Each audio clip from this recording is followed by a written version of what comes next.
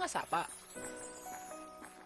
Ang puso ng kaharian ay isang sinaunang kastilyo na siyang tinitirhan din ng magandang prinsesa na si Aurora.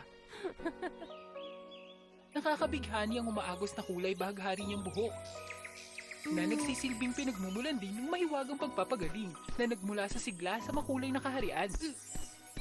Ang bawat hibla ng kanyang buhok kapag marahang humawak sa anumang bagay ay agad na binabago nito mula sa mapurol tungo sa masigla, mula sa mahina hanggang sa malakas. Pinuri at pinarangalan ng mga tao sa kaharian ang prinsesa bilang kayamanan ng kanilang lupain. Ang talento ni Prinsesa Aurora ay talagang isang mahalagang regalo. Totoo nga! Mabuhay si Prinsesa Aurora!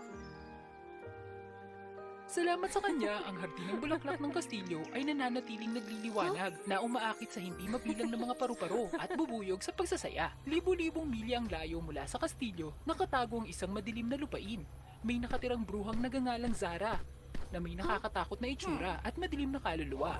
Si Zara ay hindi lang nagtataglay ng walang limitasyong kapangyarihan, ngunit nagtatago din ng masamang intensyon. Hinahangad ni Zara ang isang mundong nakalubog sa kadiliman at kaguluhan, kung saan ang kapangyarihan ng gabi ay magbibigay sa kanya ng kapangyarihan. Ang itsura ni Aurora na binago ang mundo sa makulay na lugar ay nagpasiklab ng matinding puot sa madilim na puso ni Zara. Aurora!